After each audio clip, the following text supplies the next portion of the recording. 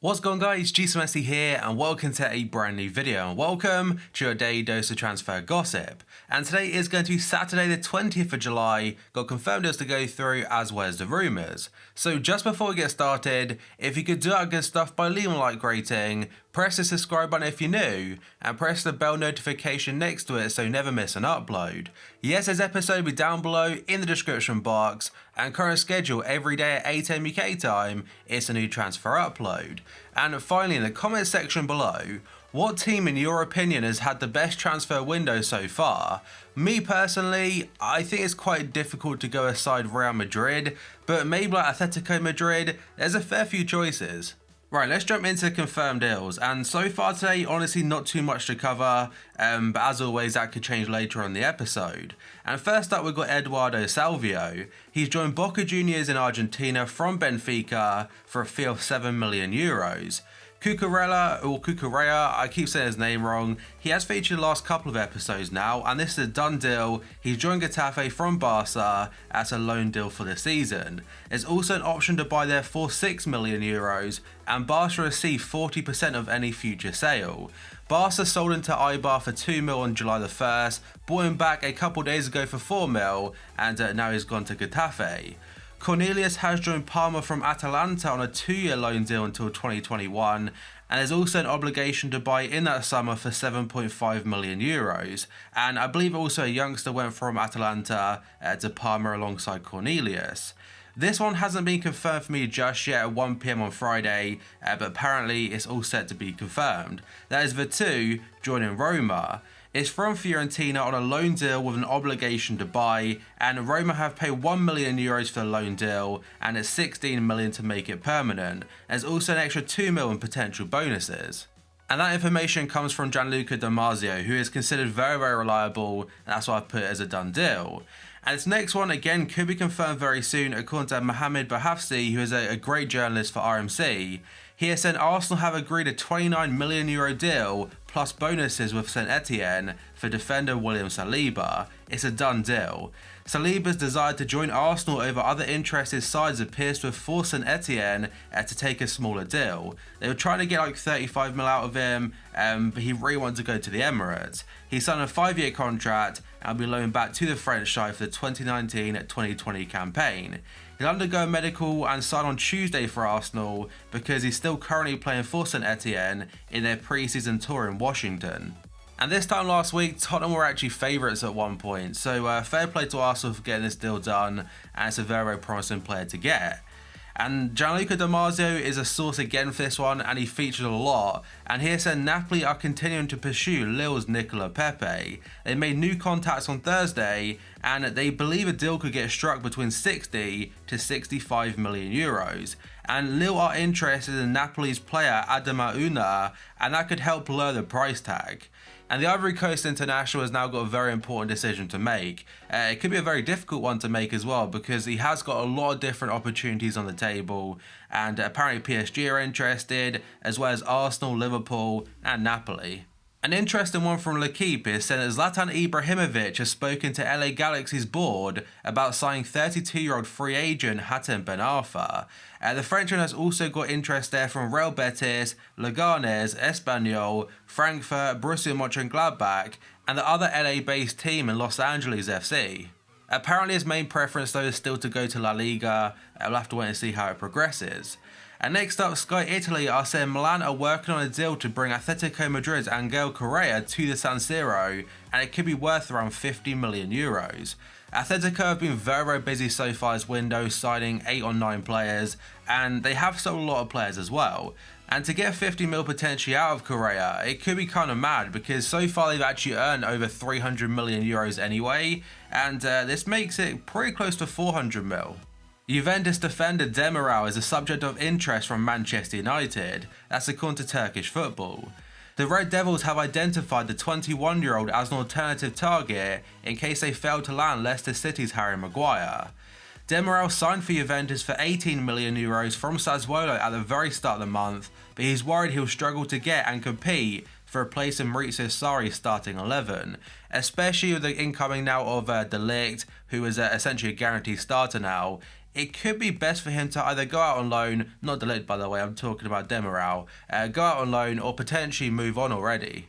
And next up, the Daily Mirror are saying that Premier League newcomers Aston Villa are keen on signing Daniel Sturridge. That's even after the former Liverpool man received a 6-week ban from the FA for some kind of betting laws. And the reason he was actually banned was because he gave his brother or a family member inside information about a potential move. He said that he could be going to Sevilla back in 2018 and the family member put a bet on that.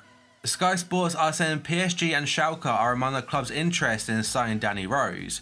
Tottenham hope to receive around £20 million for the fullback, as I think he's not actually part of their pre-season plans at all now, and he's essentially training on his own.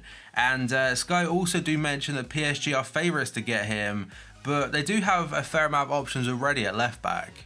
Sky Sports are saying Wolves are in advanced talks with AC Milan striker Patrick Cutrone in a deal that would cost less than £22 million. And it seems that AC Milan are trying to get rid of a second striker this time, according to Gianluca Damasio. He is saying George Mendes is working on a deal to sell AC Milan striker Andre Silva to AS Monaco, and the Portuguese striker was linked to a shock move to Wolves last summer, but instead went to Sevilla on loan. And that story could well tie into the next rumour. According to Le 10 Sport, the SN Porto are looking into bringing back Radamel Falcao from Monaco, and the club are listening to offers. Falcao's age and wages have left Monaco ready to consider selling the Colombian international, though they've not received a tempting offer just yet. However, Porto, where Falcao's European journey began back in 2009, are looking at a loan deal and then also pay part of the striker's wages. There are still a couple of stories floating about suggesting that Galatasaray might be interested, but a return to Porto could be a very nice move to see. And next up, according to reports in Portugal, they're claiming that Matteo Perin has failed a medical, and now his €15 million transfer from Juventus to Benfica could be cancelled or postponed until the winter. He was all set to sign a 5-year contract, but the Portuguese paper Record are saying medical tests were not reassuring and have put the entire move in doubt. Perin could return to Turin for treatment on his shoulder until November or December, where he could then begin his Benfica career. He has had a fair few injuries throughout his career, and Benfica, they still could get the Italian international, but as the article does suggest, it might have to wait a few months. And now, according to L'Equipe, they said Nabil Fekir and his team have decided to pause before accepting a €6 million contract at Real Betis because he's holding out for a bigger club. Sevilla have shown interest in him, and Lyon are convinced that Valencia could imminently make a bid. Now, the thing about Real Betis is that Lyon can offer him Champions League football if he decides to stay, and last summer, of course, the move to Liverpool broke down. So he might feel personally he can do a bit better, and that's no disrespect to Betis because they are a decent team, but I think last season finished 10th in La Liga. And Valencia and Sevilla, obviously, I think would be better options for the France international, and we'll have to wait and see where he ends up. And next up, Corriere della Sera are saying Juventus have picked out 3 players they could offer to Manchester United as part of a deal for Paul Pogba this summer. The 3 players are João Cancelo, Douglas Costa and Blaise Matuidi. As I mentioned in yesterday's episode, the whole Pogba to Real Madrid story could be over this summer because United are demanding a crazy high fee. Madrid don't want to pay that, but for Juventus, they might be able to offer those players in exchange and make the fee a lot lower. And Le Parisien are saying the Premier League duo Manchester United and Everton have made contact over the possibility of signing France international midfielder Matuidi from Juventus. So quite possibly United's interest there could be in their benefit, especially if he's part of a Pogba deal. But Le Parisien are saying Juve have no intention of letting him go. Another Neymar story now, and this time it's according to Sky Germany. They're saying Barca have made a bid of €100 million plus a choice of 2 players for Neymar. PSG have been offered the choice of Felipe Coutinho, Ousmane Dembele, Malcolm, Ivan Rakitic, Nelson Semedo and 1 other player. So they essentially could get 100 mil plus say Dembele and Coutinho, which realistically, value-wise, it is pretty close to the 250 mil plus that PSG might be looking for. Wilfried Zaha has told Crystal Palace he wants to leave after returning from the African Cup of Nations. Palace rejected a £40 million bid from Arsenal, and the Emirates side are expected to push again in the coming days.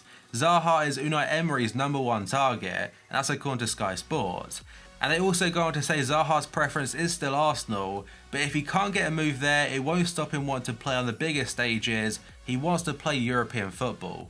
He also wants to prove to himself that after the Manchester United move, obviously it came a bit too early in his career, but he wants to prove to himself he can be one of the best players at a big club. Manchester United have already tabled a bid for Arsenal's Pierre-Emerick Aubameyang, according to Italian site FC Internews. The report suggests that the Gunners are trying to resist any attempts from their rivals to sign the player, but United have made an offer in the region of £62 million. But it does appear that if they want to get Aubameyang from Arsenal or try and get him, they'd have to sell Lukaku to Inter Milan, which Inter still really want him. And Antonio Conte has said publicly now that he's kind of frustrated about it because he wants to get the deal done, but the money involved seems to be too high. Bild in Germany are saying Liverpool, Bayern Munich and Barca are interested in 20-year-old German midfielder Kai Havertz. Bayer Leverkusen don't want to sell him for anything less than €100 million or £89.86 million. And despite the interest being there, of course, he's one of the best young players in world football right now. But Leverkusen have suggested over and over again, as a player himself, he will be staying at Leverkusen next season. And Gazzetta dello Sport are saying Manchester United have made contact with Juventus regarding a possible €80 million deal for Paulo Dybala, but the Argentine international has no desire to leave the club. But that, guys, is going to be it for this video. So if you could do that good stuff by leaving a like rating, press the subscribe button if you're new, and press the bell notification next to it so you never miss an upload. Yesterday's episode will be down below in the description box, and current schedule every day at 8 AM UK time is a new transfer episode. And finally, in the comment section below, what team in your opinion has had the best transfer window? So thank you for watching this video, I'll see you next time.